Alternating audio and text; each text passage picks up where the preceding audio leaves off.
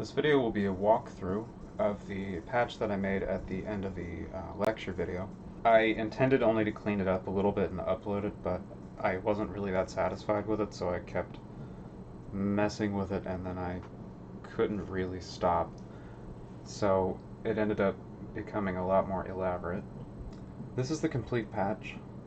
You'll want to probably run it for about 2 minutes at least before starting, because this delay thing here has 120 seconds of delay memory and it needs to fill up before it works properly. You can start the whole thing with this start button, or if you want to use these muting switches, you can hit unmute all. This turns the clock on and off, and this is the volume control. This is some preset and initialization stuff. These are abstractions that are used to control some of the sounds. The audio processing ones are elsewhere. This is the automation subpatch that controls how things fade in and out, and there are a number of other subpatches for audio processing, various things for effects, etc. The complete patch sounds like this.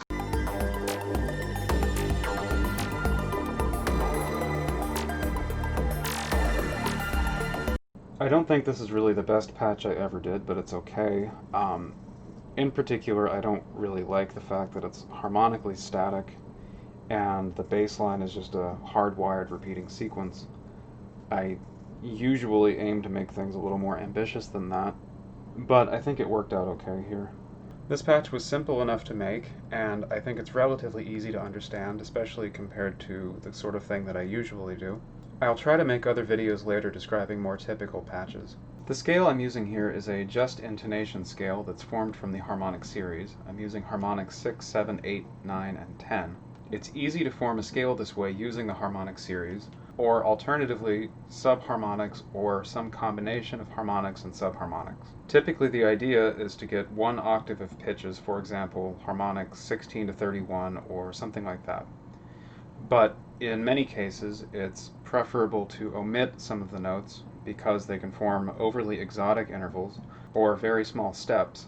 Here I'm leaving out the 11th harmonic. Compared to most just intonation scales, the advantage is that there aren't really any wolf intervals, but the step sizes and the intervals are irregular.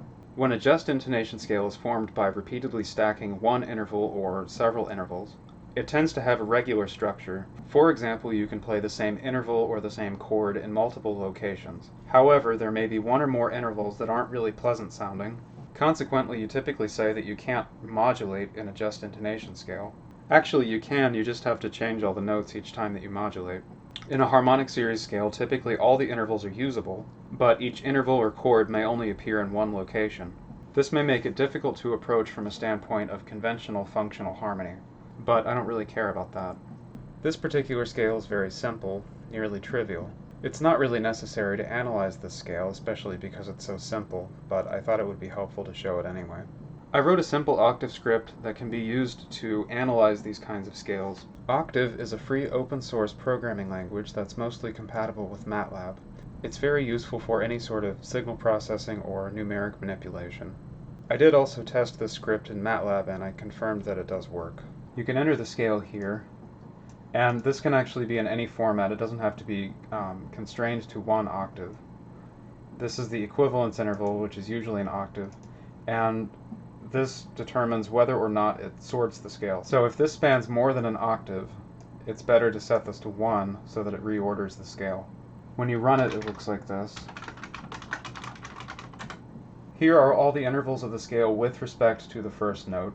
Notable here is the 7/6, which is not present in the 12-tone equal tempered scale. The others are the 4th, 5th, and major 6th. These are completely standard intervals, but the intonation here is better than in the 12-tone equal tempered scale. The step size is shown here. That's the size in cents for each adjacent note. You can see that they're quite irregular. All the intervals are shown here in a matrix, and they're also displayed here in cents. The interval vector shows each interval and how many times they occur. Note that in this scale each interval appears only once, whereas in something like the major scale, most of the intervals appear multiple times. This means that each chord can only be played in one position. This similarity thing is useful if you want to modulate to the same scale by transposing it. Thus, if you transpose the entire scale by multiplying all the intervals by a fourth or a fifth, there will be two tones in common with the original scale. I'm not doing that here, but it's not really very difficult to do. I'll describe all the individual parts starting with the arpeggio because that's what I was working on in the previous video. So here's the ARP1 section.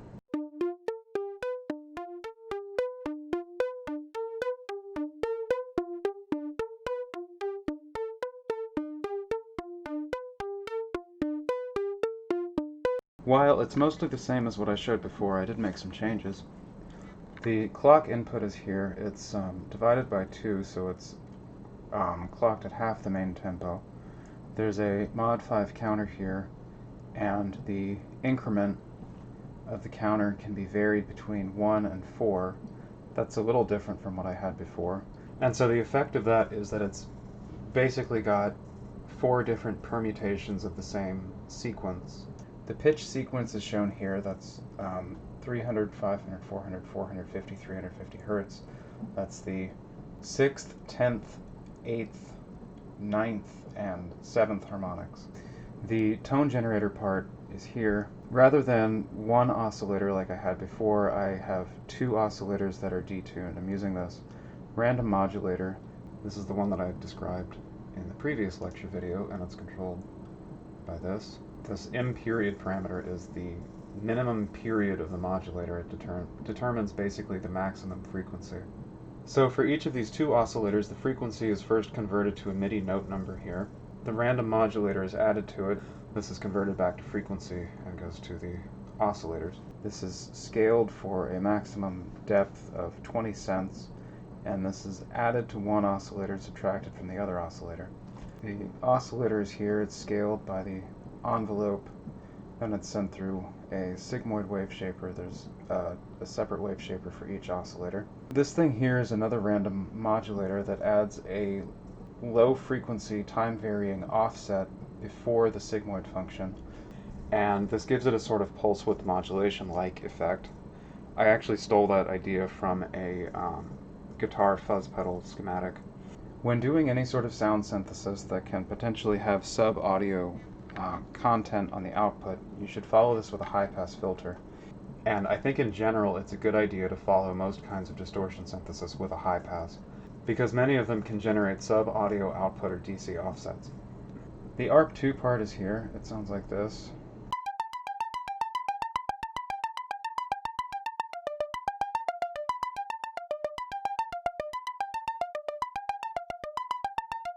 As before, the clock is twice as fast as ARP1.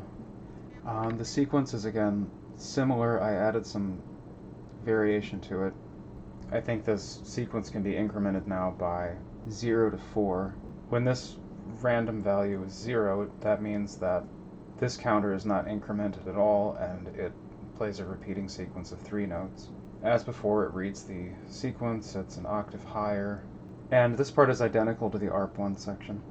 One thing I neglected to mention in the previous video is that I'm using a low-pass filter on these 2 envelopes. I did describe previously that this is the main decaying envelope, and this is a much shorter, higher amplitude envelope that's used to emphasize the attack portion. But I'm also putting this through a low-pass filter. The reason is that you don't want the rise time of the envelope to be too fast, because that'll make a click. These oscillators are free running. Their phases are not reset when the envelope is triggered, so the phase relationship between the envelope and the oscillator waveform is sort of indeterminate.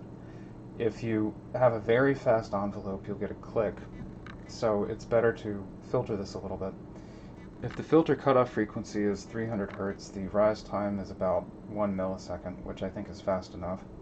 In general, I think it's very important to pay attention to smoothing of control data. For example, if you just use a line object like this to implement things like envelopes, you're going to get stepping and zipper noise because the modulation is not generated smoothly enough. This is actually a problem in a lot of hardware synthesizers, especially like 80s analog polysynths, because they use a simple microprocessor to generate all the modulation data, and the microprocessor is not fast enough to do a particularly good job of this. In these cases, there's also some smoothing added, but this actually makes the envelopes a lot slower, so you can't, in many cases, really get a very good attack. This is one of the reasons I'm not really all that interested in spending significant money on music gear. If you find yourself wondering why I always seem to use the cheapest and most horrible stuff that I can find, a lot of that is because I tend to nitpick everything to death. I don't really mind if I spend $60 on something and it's kind of messed up. But if I were to spend a lot of money on something and find that it's got really slow, horrible modulation, I would be dissatisfied. To illustrate this, this is the Yamaha V50.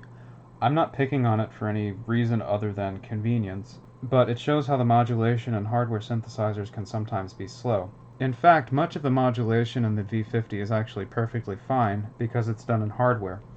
The amplitude envelopes for each operator are computed in hardware and they're very, very fast. Similarly, there are some LFOs that are done in hardware that are also fast.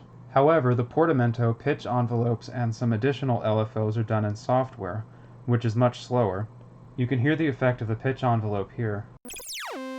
The sound has a lot of aliasing, so it should be more obvious. I find this kind of obvious stepping and slow modulation to be very obnoxious. Generally, analog polysynths with software-driven modulation have some degree of smoothing. This is the Roland Jupiter-6 schematic. This is the amplitude control voltage. It's being smoothed by an RC circuit here, and you can see that it comes from a series of sample and holds. All of the control voltages are time multiplexed and generated by this digital to analog converter here. The problem with this is that the speed of the envelope is limited both by the modulation sample rate and the time constant of this filter. There's not really a good compromise here, because if this filter is less aggressive, then there are more audible steps in the output, and if it's more aggressive, the envelopes are slower. The only good solution here is to calculate the modulation at a faster rate, but this requires a more powerful microprocessor. An interesting alternative is found in the Casio SK series and a few other things. This is the RC smoothing circuit here. It has a diode across the resistor, so that when there's a rapid transient it responds much faster. Another example is the PPG wave models. The sample and holds for the control voltage demultiplexing are here, and there's actually a switchable smoothing filter here, with 4 possible modes. Depending on whether each of these switches is on or off, the total resistance here will change, thus determining the RC time constant. The Yamaha V50, of course, can't do anything like this because there aren't any control voltages to smooth. But some digital synthesizers, like those made by Kurzweil, do incorporate some interpolation to smooth the otherwise very slow modulation. This is the ARP3 part. It sounds like this.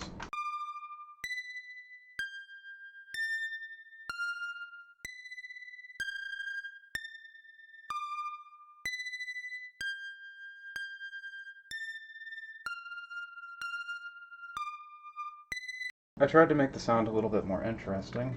It divides this incoming clock by 7, and then the sequence is exactly the same as the ARP2 part.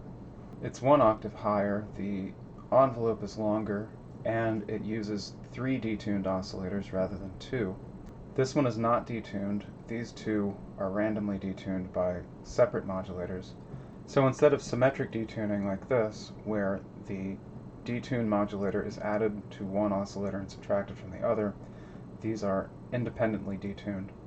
The oscillators in waveshaping are pretty much the same, except that these 3 summed signals are sent through a second waveshaper stage. I think the combination of the 3 detuned oscillators beating against each other, together with the time-varying offsets from these modulators, makes it a little more interesting sounding. I often use waveshaping like this because I think it works better than FM for percussive sounds. The reason is that the spectrum generated by FM is determined by a Bessel function.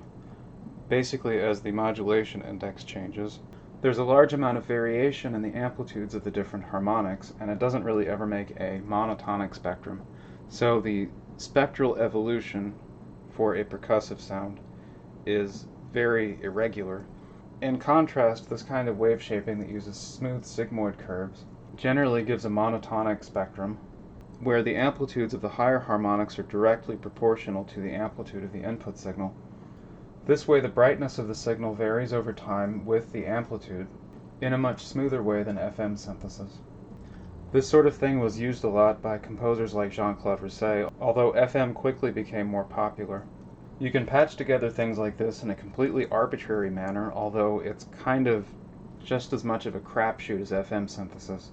It's basically unpredictable, and all the things that I do this way are just the result of trial and error experimentation. There are a number of different kinds of sigmoid curves that you can use. For example, hyperbolic tan, arctan, etc. Or you could use something like a cosine or an arbitrary wavetable or a polynomial. If you're using a polynomial, it's called a Chebyshev waveshaper. And the advantage of that is that the spectrum of the output is strictly band limited, according to the order of the polynomial. For a sinusoidal input with a given amplitude, you can exactly define the output spectrum. At other input amplitudes, the spectrum is different, but it's always strictly band limited. This section pans the individual parts. I have 3 different signals, and so they're all panned differently. This is another random modulator. It's generating 3 modulation signals that are 120 degrees out of phase. This is somewhat inspired by the chorus circuits that are used in string ensemble keyboards. It's basically a 3-phase LFO. This part generates constant power panning, so one signal gets a cosine, the other signal gets a sine. When it's panned to the center, both signals are reduced by 3 decibels. This works better than a linear pan law because with a linear pan law, when it's panned in the center, each signal is reduced by 6 decibels. There are 3 mix outs here. This one goes to the delay. It's always summing all of the signals. This one goes to the main outs. It's controlled by the muting controls and also the automation subpatch. And this is the ARP3 signal that goes to a multitap delay. This part here is the multitap delay. It's similar to what I used in the previous patch, although I changed the parameters a lot. On the ARP3 sound, it sounds like this.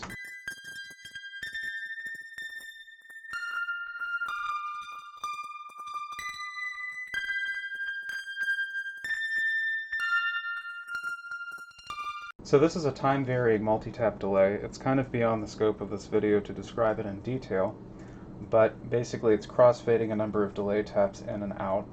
The number of delay taps is determined by the quality parameter. If it's set to 1, that's 2 taps per channel, and there's actually 2 sets of those so that each input goes through a separate delay to each output. The delay times are randomly distributed between 0 and 1,000 milliseconds, and the outputs of this delay go through a series of frequency shifters. This is a thing that I do a lot to get an interesting phasing sort of sound. I like this sound a lot because many years ago I used the Alesis quad reverb, which has a ring modulator feature, but instead of it being a simple ring modulator, it's actually a frequency shifter.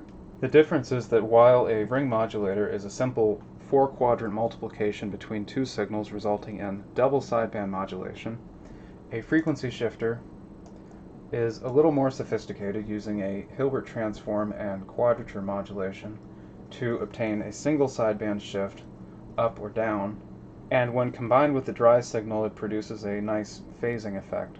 If you put 2 of them in series and the frequency shift amount is different, then the effect is more intense.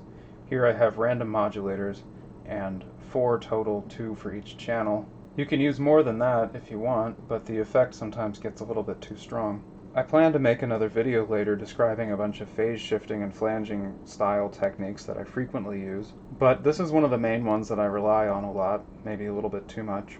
It's worth noting also that trying to implement an analog frequency shifter is very complicated and expensive. This is because it requires a through-zero quadrature sinusoidal oscillator, 2 4-quadrant multipliers, and a complicated all-pass filter network. So it gets quite expensive if you want to do this in a modular synthesizer, although in practice it's much cheaper to implement the oscillator digitally. Here it's nearly trivial, and I can copy and paste it as many times as I want. Here's the delay part that processes the ARP1, ARP2, and ARP3 signals. It sounds like this.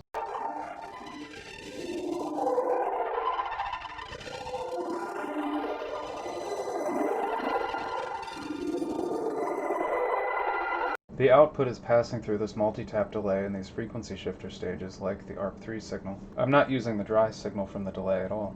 It's pretty much exactly what I described in the previous video, only I cleaned up the patch a little bit so that it should be slightly easier to understand. Since I recorded the last video, I thought it would be nice to expand this to include things like pitch shifting and so on. So I'm working on an abstraction that should make this a lot better. I added a reverb too, which is here. It's the same one that I use for almost everything. It's quite complicated, so I'll have to describe that in detail in a later video. It sounds like this, processing the ARP1, ARP2, and ARP3 signals. This is the dry signal, and with the reverb it sounds like this.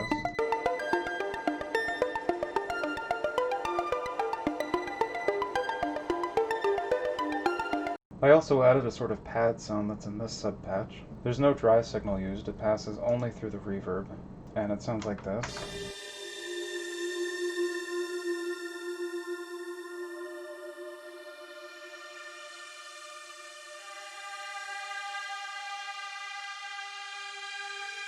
It's clocked from this divide by 7 clock from the ARP3 sequencer. And there are two different voices here. One is further divided by 4, the other is divided by 6. And these use a second sequence that's used to index this first sequence, 2, 0, 4, 1, 3. These use two different permutations of it. This one's incrementing the sequence by 4, this one's incrementing by 3. And this one's also an octave higher. This sequence here I used for the bass part, which I will describe later. Each of these voices consists of two different pulse width modulation tones that are here. I made abstractions for that. They're controlled by this. They're based on the quasi-band limited sawtooth oscillator that's described in one of the example patches. I took two of those and detuned them and added vibrato and subtracted them. If you take two detuned sawtooth waveforms and subtract them, then you get a sort of pulse width modulation. The difference is that you don't really have explicit control of the pulse width. It's just kind of equivalent to pulse width modulation derived from a triangle wave with 100% modulation depth. If you do pulse width modulation starting from a sawtooth wave, then you're modulating one edge of the pulse, and that is equivalent to two detuned sawtooth waves, one at a fixed frequency, and the other is at a frequency that's basically modulated by the derivative of the LFO waveform. If you do pulse width modulation derived from a triangle wave, it's again equivalent to two detuned sawtooth waves, although they are symmetrically detuned. This is a little bit complicated to describe briefly, but the math is pretty well understood. And I added to that some random time-varying modulation to add vibrato and control the modulation rate. Each of these voices gets its own envelope. This is an exponentially decaying envelope, but I'm putting that through a low-pass filter with a very low frequency, so it's smoothed out to make a long attack. Each of these voices, again, goes through a chain of frequency shifters, and then a low-pass filter, and then a chorus I made in an attempt to emulate the Roland VP-330 and related models. Unlike a typical string ensemble chorus, this actually uses 4 delays that each have complementary modulation. It's a quite unique and sophisticated circuit. You can see the schematic here, although it's not very readable. Similar designs were used in the Roland RS505 and RS09. My implementation here isn't necessarily the most rigorous or accurate emulation, and I didn't really make any attempt to compare it to the real thing, which I don't own, but I think it sounds nice anyway. And so that was just used to kind of thicken up the sound a little more, and the output of that goes through the reverb. Now the reverb itself also incorporates a lot of modulation, so the end result is quite thick sounding, and these frequency shifter parts also add a lot of variation to the sound. The bass part is here, it sounds like this.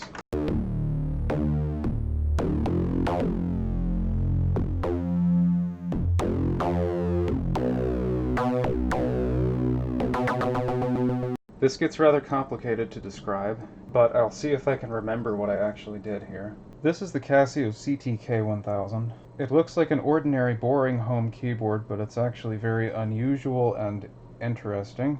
In addition to ordinary sampled sounds, it has an unusual kind of nonlinear synthesis. This can be considered something of a successor to Casio's earlier phase distortion synthesis as used in the CZ series, and interactive phase distortion used in the VZ series. This is sort of the third generation. I don't know if Casio had a proper name for it, but since it says IXA sound source, I think IXA synthesis is an okay name. I don't know what IXA is supposed to stand for. I don't usually strongly recommend most of the stuff that I buy like this, because generally it's not that great. But this actually sounds excellent, and aside from the fairly limited synthesizer features, the rest of it is pretty good too. It's got nice reverb effects. The arranger part is actually very flexible with programmable accompaniment patterns. The drum sounds are actually remarkably not terrible. The sequencer is pretty good. The sampled sounds are kind of nasty and have a lot of character, sort of like the Roland VP-330 or something. And overall, I think it sounds surprisingly good. The sounds can be edited only in a very limited way, consisting of attack, release, and wave parameters. And there's additionally some mixing. You can control the volume for each part. The pan, that's really kind of just the stereo width, and the effect depth, although you can't actually turn the effects all the way off. Each of these parameters can be varied from 0 to 9, which is fairly limited. The sounds can be stored after editing. This wave parameter actually does two different things. On the sample-based sounds, it changes the sample that's used, going through 10 different preset variations, many of which are fairly ridiculous and not useful. On the nonlinear synthesis sounds, it controls a sort of modulator envelope. Although this isn't particularly flexible, it can make some pretty remarkable sounds like this.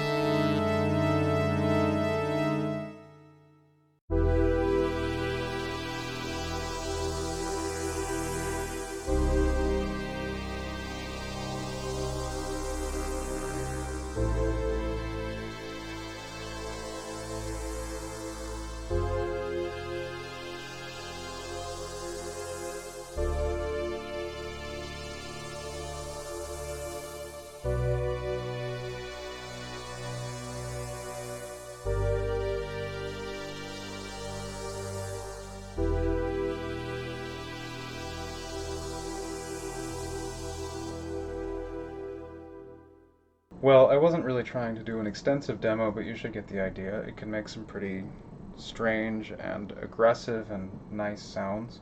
Those were all sounds using the nonlinear synthesis. I didn't use the sampled sounds at all. This sound synthesis appears to be described in a number of different patents, although it's not really clear which ones actually correspond to the product. There's 4 different ones that are pretty good candidates. I was looking at this one primarily. The thing to understand here is that Yamaha had a lot of digital synthesis pretty much locked down with all the patents that they had.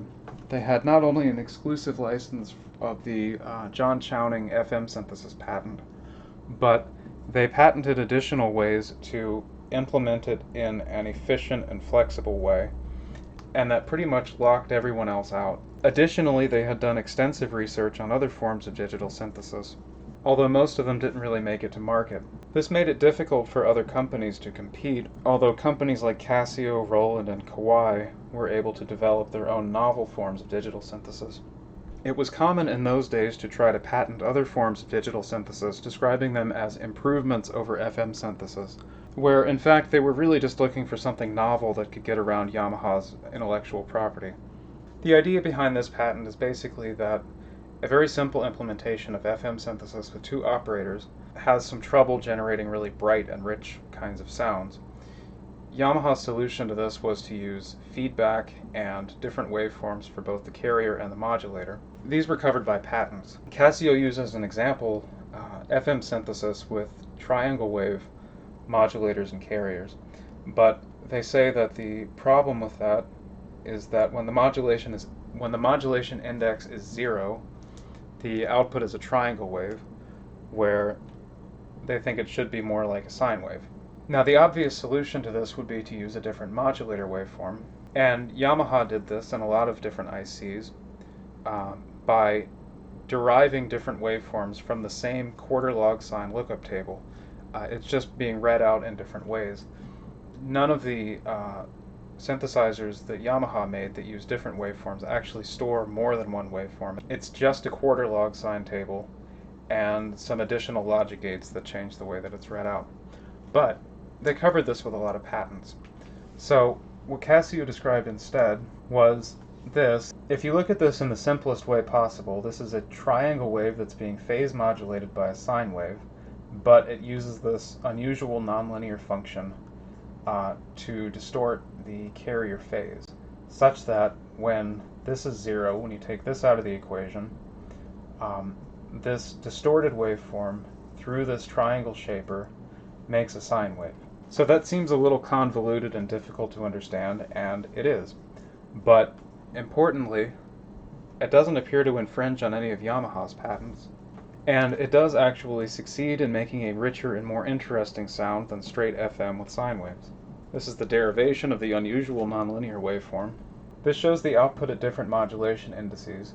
This is with no modulation, it makes a sine, and as you increase the modulation index, the waveform gets more irregular. Correspondingly, the spectrum gets broader and brighter. And so the idea here is that it makes more of a broadband spectrum than simple phase modulation with sine waves. This shows some alternate waveforms. I tried them and they're actually not useful at all. This shows the derivation of the strange nonlinear waveform and a hardware implementation. This shows different possible combinations of these things. This one has a feedback loop. So I implemented the algorithm described in the patent in this IXA abstraction here. It has inlets for the carrier phase, a modulator inlet. This can use an arbitrary external waveform and envelope.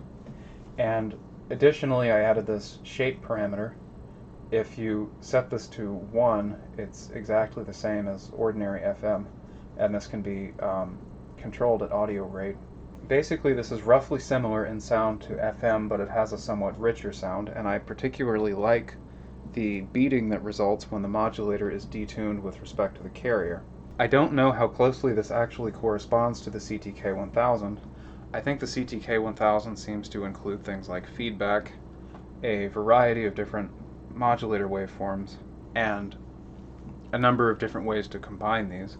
I think each voice in the CTK-1000 basically consists of 2 layered voices that can be independently panned, and each of those voices consists of 2 of these units. But it actually seems quite hard to reverse engineer it in more detail than just that.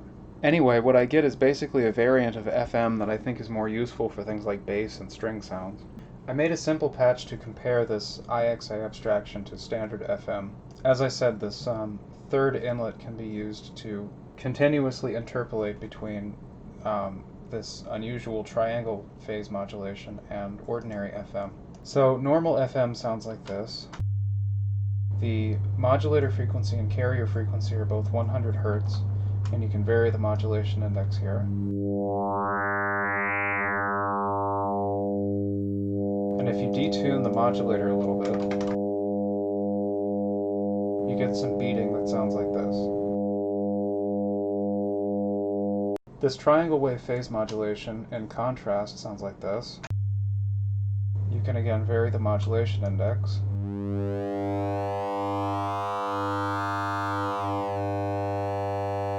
You can tell that it sounds much buzzier even for relatively low modulation indices.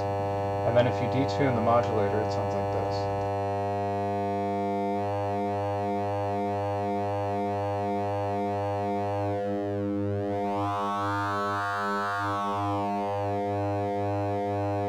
I think it tends to have a nice rich sound compared to FM, and the beating sounds better, but maybe it's not as useful for things like complicated multiple operator stacks, feedback, bell-like sounds with different carrier and modulator ratios, phase modulation with complex waveforms, and so on.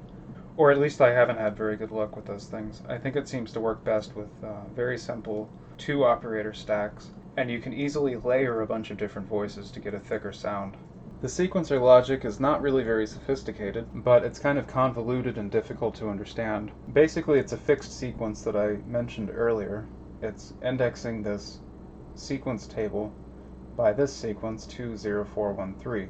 So the sequence is basically 400 Hz, 300 Hz, 350 Hz, 500 Hz, 450 Hz. And that's fixed and doesn't vary at all. So the bass part is clocked by this divide by 7 clock that comes from ARP3. However, I thought it kind of clashed with the drum parts, so I'm actually quantizing that to quarter notes with this. The effect is sort of complicated and difficult to understand. A new bass note is triggered every 5 times this happens, and this is a mod 5 counter that reads through this table, and this shifts the pitch down 3 octaves. There are 4 oscillators here that have fixed detuning. 2 of them are for the carrier waveform, that's an octave higher than the modulator, and the modulator is a sinusoid that's enveloped here.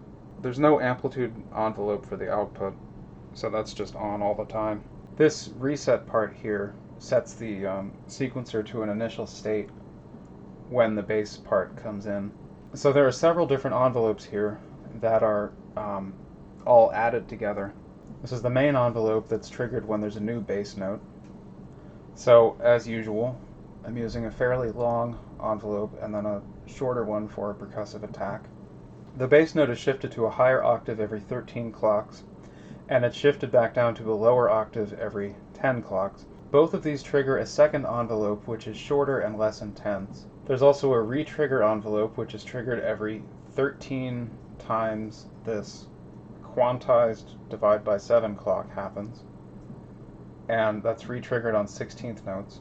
These two are multiplied together, so this is the short envelope, and this is the second envelope that fades that out. Note that all these envelopes can overlap and coincide, so the overall effect is rather complex. All of this stuff was patched together without any particular plan in mind, so don't try to analyze this looking for some sort of overarching master plan. I was really just trying to get a complicated and unpredictable pattern. The bass part also goes through this main reverb. It's high-passed first, so it doesn't sound overly muddy. With the reverb, it sounds like this.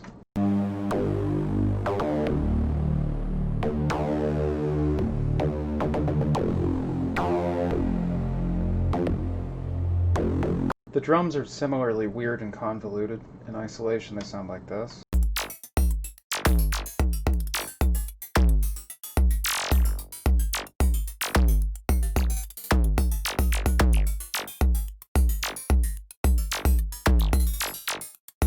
Kind of doesn't sound that great without everything else going too. So that's this patch. It's, again, not really that sophisticated, but confusing to understand.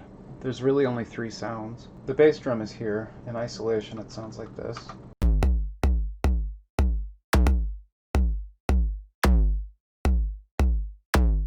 There are 2 different variations of the sound, sort of the normal bass drum and the accented one.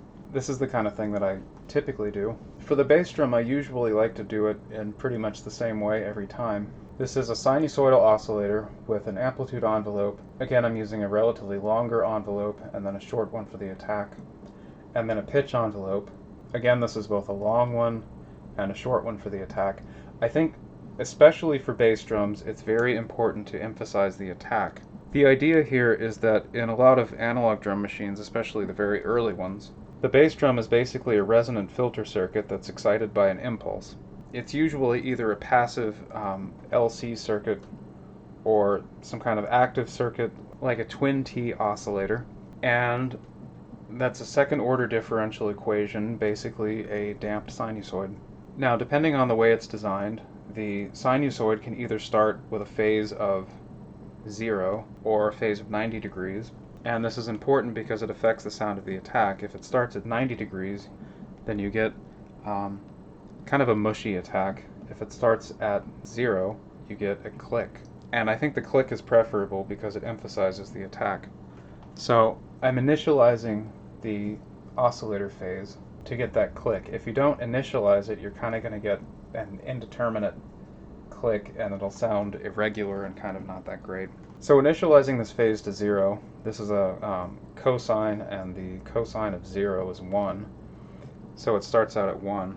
Additionally, in many nicer drum machines like the TR-808, it's got a distinct circuit that changes the attack of the waveform to make it more audible. In a lot of older analog drum machines, the bass drum's kind of just a dull thud, and it's not really that exciting. This makes it a lot more aggressive.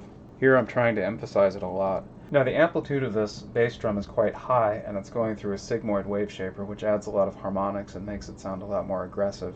If you're not using the waveshaper, I don't think you want to make this, the percussive part of this envelope so loud. It'll just make a very loud transient. Anyway, that's how I usually make a bass drum. I use different variations sometimes, but typically it's pretty much this exact thing. And I don't really have any kind of abstraction or anything, I just patch it together as needed, so it's a little bit different every time. The accented bass drum is of course the same, it just uses different variations of the amplitude and pitch envelopes that sound a lot more aggressive. The sequencer part is here. I'm not really doing anything very sophisticated, but its behavior is rather complex. Basically, it's quite simple to make a completely hardwired drum pattern just using a counter and a select object like this. I don't think there's any need to make something like a graphical 16-step sequencer when you can just make a counter and then a select like this, where the numbers in this select box determine what hits you want. And you can relatively easily add some variations to this for a more interesting result. I've used things like Euclidean sequencers before and probability drummers and things like that, but I think this way of doing it kind of works better than a probability drummer. You can implement a probability drummer pretty easily like this. I think the problem here though is that each of these are independent random variables, and they're also independent from one bar to the next, and I think this can lead to some unfavorable results. For example, you might have one hit triggered for 5 consecutive bars, and then it won't be triggered for a while. And this might sound like an unusual occurrence, and it is, but when it does happen, it will be very noticeable and kind of objectionable. I think it makes more sense then to use a counter to trigger these things. Now, this isn't going to be very good either, because I just patched it together without listening to anything, but this way you can control how the events are distributed over time. There's no randomness now. However, the pattern will be complicated enough that no simple repetition will be easily noticeable. Euclidean sequencers are okay too, they're certainly easy to use, but the problem is that there are lots of nice patterns that you can't generate that way. This input here is a mod 24 counter, and the select object is the main part of the sequencer. On 0, that's the start of the bar, it triggers the accented bass drum. On the other hits, it triggers the normal bass drum. So this is triggered on 0, 6, 10, and 14, and that's completely hardwired, there's no variation to that at all. It's also triggered on either 3 or 4. Now this is set once per bar, and there's a 50% probability of that occurring. So this is the kind of thing that you can't get with a probability drummer. Of course it does have this probability drummer thing here, but if you want something to happen on either 3 or 4 but not both at the same time, then it's better to do it like this. If you use a probability drummer, it can happen on both 3 and 4, which in this case I didn't want. There's also a trigger on 18 or 19, that's not conditional, that always happens. And again, that's set at the start of each bar. And then it's also triggered on 1 every 5 bars. So again, that's another variant that the probability drummer won't do. The hi-hat portion is here. It's the simplest of all the sounds. In isolation, it sounds like this.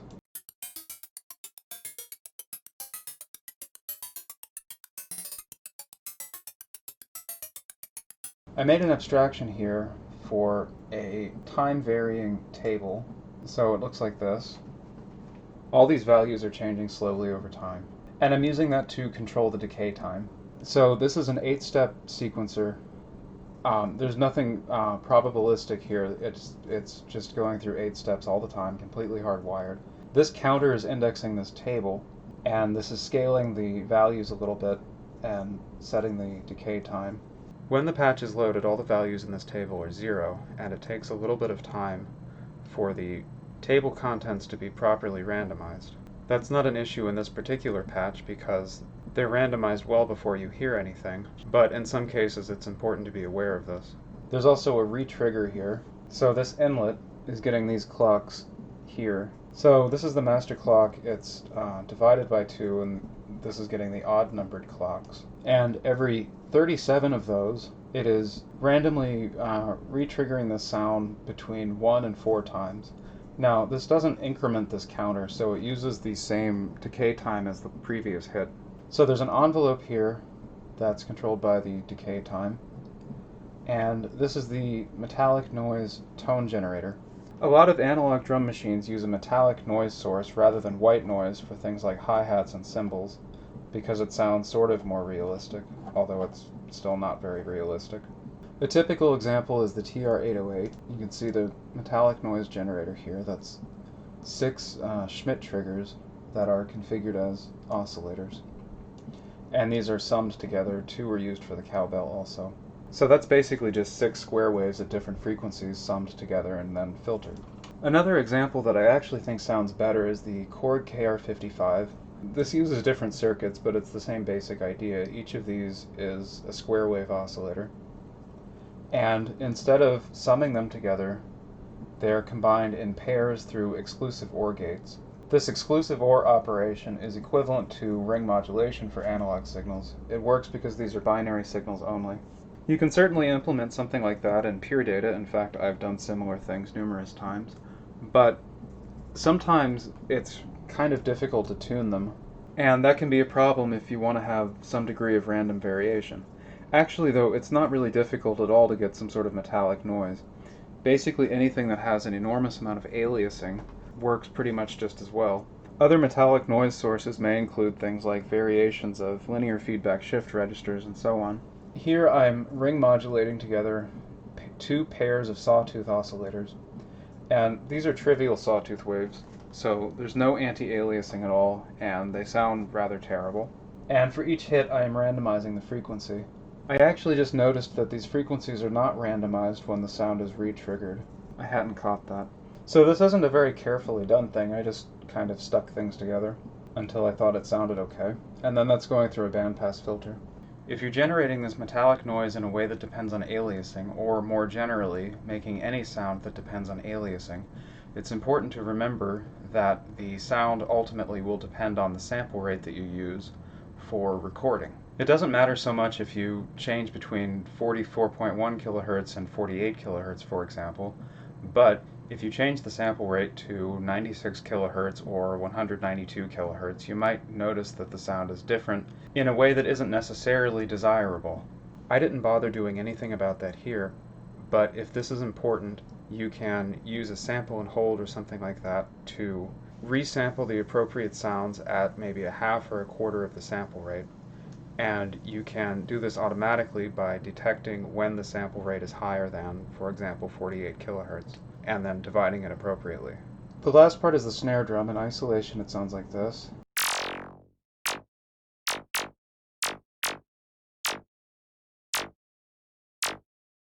The sequencer here is again kind of complicated.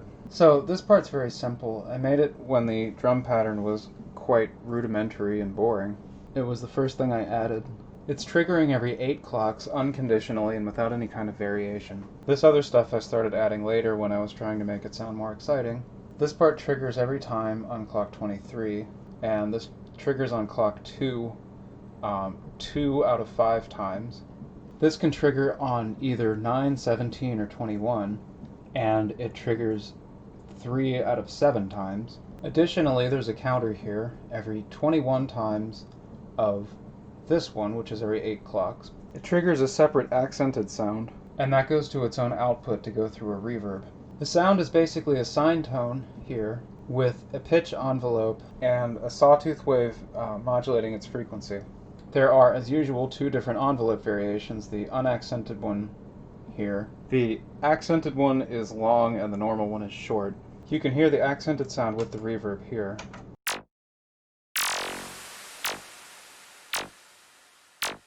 The snare sound is also going through the same sigmoid distortion as the bass drum, so when they coincide, it sounds a little different. Now, if it sounds to you like there's more funny business going on in the drums than just that, well, you're correct. It's actually considerably more complicated than that. First, this counter is not always a mod 24 counter. Its modulus is determined by this. Depending on this random value, it can either be 14, 16, 18, 20, 22, or 24. So that translates to 7, 8, 9, 10, 11, or 12 beats. And that gets a new value for each bar, so it varies quite a lot to rather disconcerting effect. The other thing is, it's not even that simple, because randomly every 20 beats or so, it's randomizing the increment to this counter, and that can be 5, 7, 1, or 23. Now, 1 increments it, of course, 23 decrements it, at least when this is mod 24. 5 and 7 do other things, but this depends a lot on what the modulus of the counter is. The actual behavior in practice is quite complicated and difficult to anticipate. One thing that can happen is that this can get stuck in some sort of pattern where the output of this counter is never 0. If you remember from the bass drum, it's triggering the accented bass drum when this counter input is 0. That's sort of to mark the start of a bar, although at this point the notion of a bar just completely goes out the window. Now, if the modulus is, for example, 14, and the increment is 7, that means it's actually just alternating between 2 different values. And if the initial value of this counter is not 0 when this starts to happen, then the output's never going to be 0 until these values get reset to something else. So you can get these very strange patterns happening that are kind of short and repetitive. And if you listen to the drums long enough, you can pick up on that. So I'm sorry if this part is mind-numbingly confusing and everyone watching has completely glazed over. The behavior is very complicated. It's not actually very sophisticated, and it's not really the result of a great deal of planning. But the idea here is that you can get very complicated and difficult to analyze output just by sticking some simple things together in unusual ways. The last part is the chord subpatch. I wanted there to be a stronger notion of a downbeat or something at the start of the bar, because with all the crazy changes to the time signature and everything, it became too difficult to follow. So I added another sound in an attempt to make things a little more comprehensible. In isolation, it sounds like this.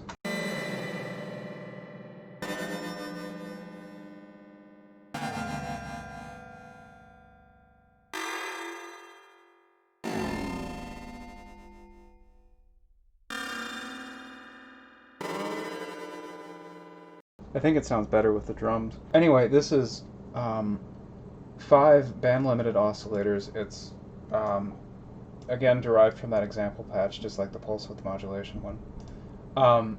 By the way, typically I use this for band-limited oscillators, but that's an external, and the patch is more portable if I don't use it. So there's one oscillator for each note in the scale, and each time this is triggered, the octave is randomized. That can be 4 different octaves. So these are all summed together and filtered. The duration of this amplitude envelope is actually scaled by the counter modulus here. But in fact, this doesn't really do that much good, because if you're changing the counter increment, then the actual bar duration can vary a great deal. And these 5 summed and filtered sawtooth waves are ring modulated by this sort of tremolo thing. Now, this is basically just a random envelope generator. The decay time is fixed, but the initial amplitude can vary from 0 to 30 hertz. And each time it's triggered, the modulator phase is also initialized to 0, so it always starts fully on. So basically the modulation rate for this ring modulator decreases from whatever this initial value is to 0. And then it goes through this inharmonic comb filter resonator. So comb filters are pretty simple. It's just a delay with feedback. And this is used for things like car plus strong synthesis. But what's used in more sophisticated forms of physical modeling is an all-pass filter, because actual plucked strings and things are somewhat inharmonic due to the stiffness of the string. Now, this actually doesn't apply to everything. A bowed string is not inharmonic. An air column in a wind instrument is not inharmonic. But a metal string in, for example, a piano or a guitar or something like that is inharmonic because it's a dispersive medium. The speed of sound varies as a function of frequency due to the thickness and the stiffness of the string. And so this is simulated by putting an all-pass filter in the feedback path of the comb filter. And the result is that similarly, the delay time through the loop varies as a function of frequency. The advantage of doing this outside of the context of physical modeling is that anytime you have some sort of a comb filter or something like a flanger or something, and you don't want that extremely metallic quality that comes from the regularly spaced peaks of the comb filter, you can put all-pass filters in there to make it inharmonic and make the sound a little more unusual. And this can also be much more interesting if you vary the all-pass coefficients over time. So basically I got a delay time generation here. I'm smoothing that a little bit, not that much. Those are the delay output taps. This is 95% feedback, there's some low-pass filtering, and then I have this phase 16A thing. Now I made a bunch of variants of these, and a lot of them aren't really very good. But this is a 16-stage phase shifter, but the input is just the raw pole and zero coefficient. So it's not really all that usable by itself.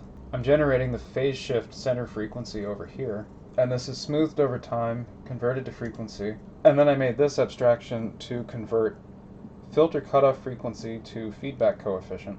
Now this is the sort of thing that's quite difficult to derive by hand, and this is exactly what an abstraction should be, something that is possibly frequently used, but is far too much of a pain to do manually every time. So this is a 16-stage phase shifter in the feedback loop of each of these comb filters. And maybe that's excessive, but I like things that are excessive. And so that's scaled and added to the output, and that goes to reverb and stuff. The drums also go through their own set of early reflections. When they're completely dry, it sounds like this. And with the early reflections, it sounds like this.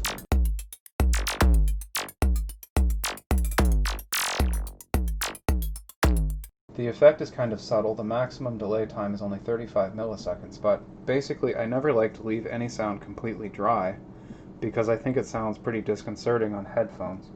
And besides, it adds a little bit of a stereo image. The automation is done in this subpatch. Basically, this generates a number of signals that fade the different parts in and out. For each of these subpatches, I've got an inlet that controls the amplitude, for example, these. And those are controlled by these outlets. This is kind of confusing and difficult to understand. It's also rather inconvenient to arrange things this way, because there's nothing like a seek control. Basically, you just have to start from the beginning every time and make changes and listen again. So this is actually fairly simple compared to what I usually do. There's only 5 different things that are controlled. I made a variant of this envelope generator abstraction so that it can do either approximated exponential or linear segments. And the reason for that is that usually for an attack, something that's increasing over time, you want that to be either linear or inverted exponential. You don't want it to be a time-reversed exponential, because that sounds like a sound being played in reverse, and it's kind of not favorable. Typically, an acoustic sound with a long attack, or something that's fading in over time, should be either linear or inverse exponential. It turns out that if you put some effort into thinking about it, things like envelope generators are a lot less straightforward than they might initially seem. But this is a pretty straightforward way to deal with that. The attacks in most synthesizer envelope generators should also behave this way. I think most of the CEM and SSM ICs that were made use an inverse exponential attack. However, some digital synthesizers that implement the envelope generators in hardware may have an exponential attack that's kind of not favorable. In these cases, you might want to use multiple envelope stages to make a long attack. When this start button is pressed, it initializes by muting all of these outputs and then doing nothing for 10 seconds, and the reason for that is that it gives time for this reverb to decay and for everything to go to silence. ARP 1 and 2 are then faded in over 30 seconds. There's a delay of 20 seconds. ARP 3 is faded in over 30 seconds. There's a delay of 20 seconds. The delay output is faded in over 60 seconds. There's a delay of 30 seconds. The pad sound is faded in over 60 seconds. There's a delay of 60 seconds. Then it fades out these ARP signals before the drums come in. And the reason for that is that I thought the ARP 1 and 2 sounds gave a sort of sensation of a downbeat, and when the drums come in and they're not on that downbeat, it sounds really disconcerting. A lot of times in electronic music, I find that people don't seem to pay much attention to this. And so you introduce a sound and the drums are muted, and then when they come in, it sounds like they're coming in on the wrong beat. And I always try to be really conscious of that, so that that doesn't happen, so that there's not that weird sensation of ambiguity that results. I have actually intentionally played with that ambiguity sometimes, but in general, I think it's something that you don't really want to hear. The drums come in suddenly, and so that's why I'm putting a low-pass filter on these so there's no click. The bass sequence is initialized to the first note, and then this does nothing for 4 minutes, and then it starts fading out sounds. The drums are faded out over 90 seconds. The ARP 1, 2, and 3 sounds are faded out over 90 seconds after a delay of 30 seconds. And then finally the other sounds, those being delay and pad, are faded out over 60 seconds after a delay of 30 seconds. Now, these delays happen concurrently when the sounds are fading in and out, so these are actually all overlapping. If you click the Unmute All button, it basically stops everything that's happening here, all of these delays, and turns everything on at once. I'm sorry if this section's kind of boring and tedious, but I think this subpatch is kind of difficult to figure out if you're just looking at it. Another important thing that you might have noticed is this abstraction. What does that do? Well, I'm basically ensuring that the clocks that are generated are completely free of jitter. Pure Data processes all of the audio in blocks. By default, that's 64 samples. So if you have a number of different audio objects, they're not all computed at the same time. It's computing 64 samples of each one before moving to the next one. And between that, all the messages are computed. Now, many of these things like metro and delay and V-line and so on, those are designed to have sub-block accuracy. So when a message is sent, there's actually sort of a timestamp sent with it, so that, for example, this V-line can start doing something in the middle of a block. It doesn't just happen on block boundaries. And that's useful to have very good timing resolution. However, a lot of these things don't work that way. They're strictly computed on block boundaries, and I find that it's very difficult to try to maintain an awareness of whether or not something is going to be computed on block boundaries or maintain some kind of sub-block timing resolution. And so that means that if the timing depends on those objects, then you're going to have some timing jitter. I really don't like timing jitter, and that's another reason why I'm not all that interested in spending money on hardware, because a lot of times the timing is completely terrible. For example, I have a Roland CR-8000 drum machine, and the timing in that completely sucks. Although it's actually somewhat better if you slave it to an external clock via DIN sync. Things like this irritate me to no end, and so I would prefer, if possible, to completely eliminate all timing jitter. I don't think this kind of timing jitter really contributes anything positive in terms of rhythmic feel or whatever. I really don't see it as being desirable in any way. It has nothing to do with any kind of human feel or anything like that. The way humans play is actually considerably different. There certainly are timing errors, but they are distributed in a very different way. I would prefer in general for the timing to be as accurate as possible.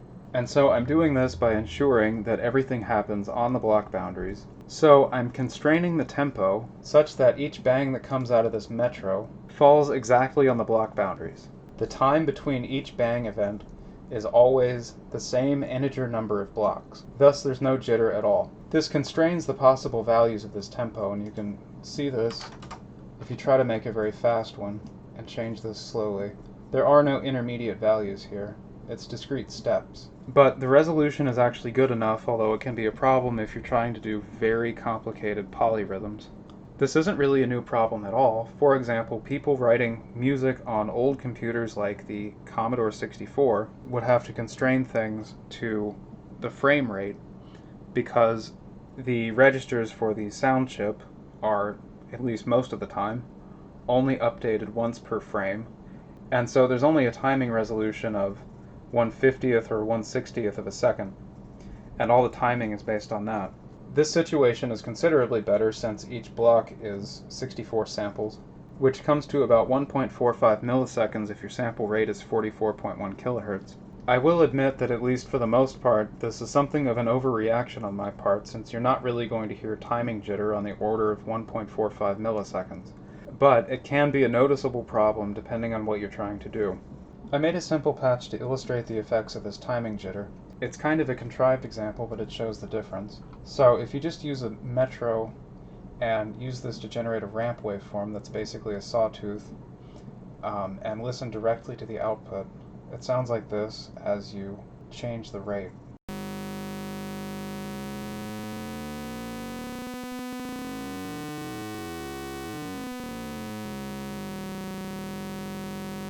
If you use this abstraction instead, it sounds like this.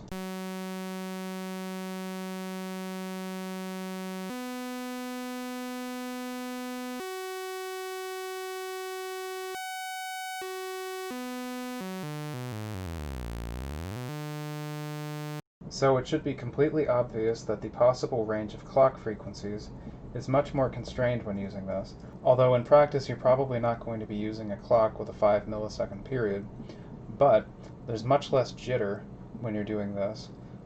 This sounds like a terribly bit-crushed oscillator or something, which in fact it pretty much is. I don't usually tend to use send and receive objects or throw and catch objects for similar reasons, unless they're necessary to keep the patch from being disastrously messy and extremely tedious to make. This is again for timing reasons, because using these objects can accidentally introduce latency into the signal. If the receive is executed in the patch before the send, this will add 1 block of latency. If many sends and receives are used all over the patch, this latency can accumulate, and you can get a noticeable timing skew. This latency can be avoided by carefully placing the send and return objects into subpatches, and then connecting an outlet from the subpatch that contains the send to an inlet in the subpatch that contains the receive. However, I'm usually too lazy to do this, and anyway, having a cleaner looking patch isn't really that much of an advantage because I think it's harder to follow. It's somewhat similar to programming with a lot of go-to statements. The last part is this recorder section over here. This is what I use to record the audio. So this can both play and record sounds. I made another abstraction here that can play them. Basically the idea is that you can make messages here, and you can make default names, and you can name them whatever you want, and you can set the duration of the recording. You can control whether it's playing or recording, or simultaneously playing and recording. And then you can start and stop the recording and playback process. And it's also got an outlet here that you can use to turn off the DSP when it's finished. I think that's a nice way to tell if it's done. This isn't really essential, it's just a thing I use for convenience. And so these inlets preset the mode and the recording length. The final thing to note here is that this patch is not interactive at all. Actually, most of my patches aren't. Other than these muting controls, which I really only added for demonstration purposes. Generally, when I'm recording, I just set the sample rate to something like 96 kilohertz or 192 kilohertz. I disable the output devices. I start the recorder here, and then I click the start button. And then I wait for the DSP to turn off in the main window here, and then I listen to the output. I don't manually control anything. I don't perform anything. Part of that is because I think there are too many things to perform. and I'd rather just leave it to automation and randomization. I have occasionally used real-time control, but usually I just do it like this. So that's the full patch. I don't know how useful it will be to anyone, but I think it does at least illustrate a number of things that I typically do. It's not quite as sophisticated as a lot of the patches that I tend to make, but it didn't take that long to make either. And I'll try to cover some more advanced techniques in some later videos. Note that I did make this patch in Pure Data. It should work in vanilla if you have the appropriate externals, but I haven't tried doing this myself.